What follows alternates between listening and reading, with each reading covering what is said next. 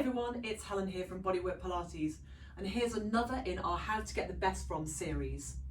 And what we're going to look at today is side-lying mermaid.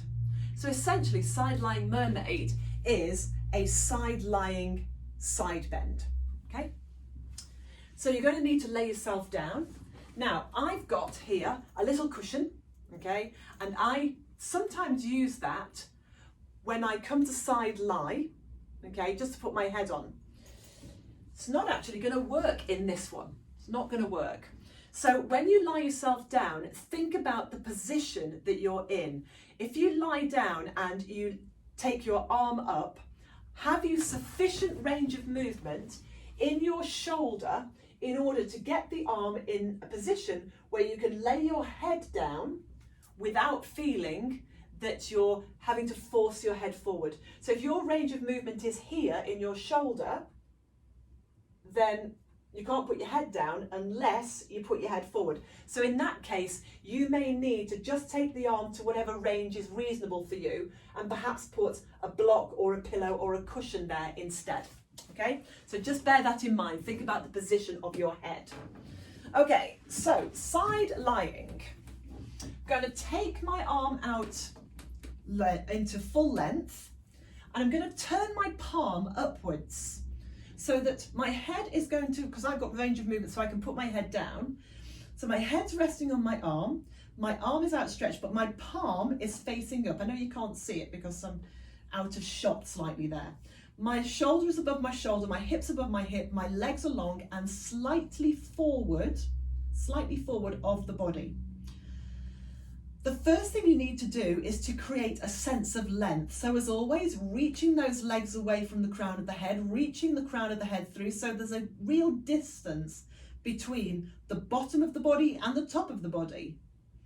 And that in itself will open up through the ribs and will give you this little space underneath your waist, your little house for your mouse, little space underneath the waist. The shoulder is drawn down. Again, we don't want to be too forceful at all, but we just want to make sure that we're set in the right position. We're not struggling or straining any area of the body. Now, as you reach the legs away, you may find that your legs float. To be honest, that's not the emphasis of this move, although they might. So don't worry if the legs are up or down, that's not the emphasis. Now from here, you're just going to lift the top arm up and you're going to reach it over as if to bring fingers to fingers. And then bring the arm back up and bring it all the way back down to the side of the body. Okay, just do that a few times, get used to that shoulder moving. Breathing smoothly. I tend to breathe in as my arm comes up and out as it sweeps over. I breathe in again as the arm comes up and I breathe out as my arm comes down to the side of the hip. Now we're going to start adding on a little bit of a lift. So remember what I said, this is a side bend and we want to be lifted away from this. So this top hand, shoulder slides down. Imagine somebody's got hold of this hand now and is gently pulling you to lift you. So it's this hand that's pulling you, not this arm that's pushing you, okay? So there's a big difference, all right? So we let the arm sweep over, keep those shoulders soft and down.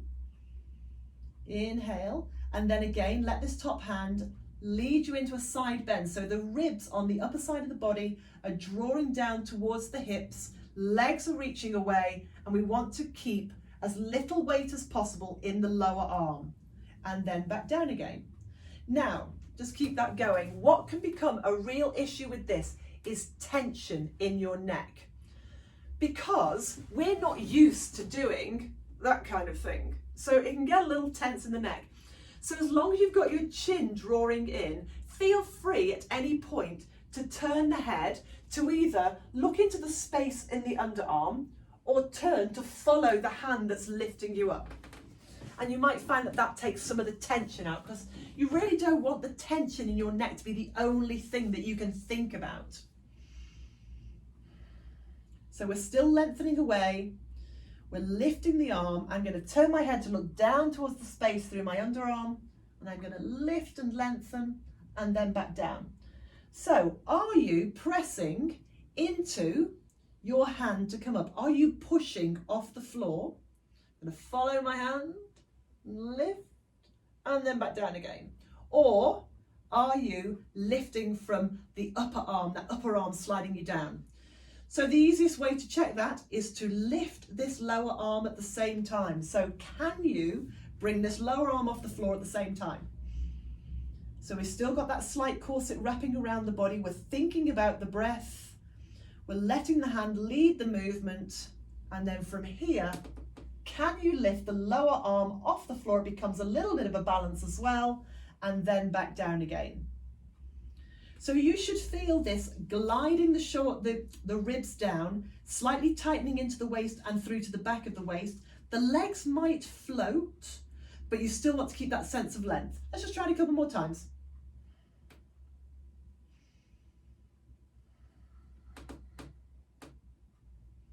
Keep that chin slightly drawn in, and again, move the position of the head if you need to in order to alleviate tension. And then bring it all the way down, release, maybe hug those knees in. I quite like to, when I've done that, I quite like to just give myself a gentle rotation, just to open up any tightness, any tension there. And then of course, we do the other side as well. So, there you go. Side lying mermaid, it's a side bend to work into the waist, around the back of the waist, gives you a little bit of a balance. It's a good exercise. There's more we can do with that, but that on its own is a pretty swift exercise. So see how you get on with it. Don't forget to do the other side, and I will speak to you again soon. Take care.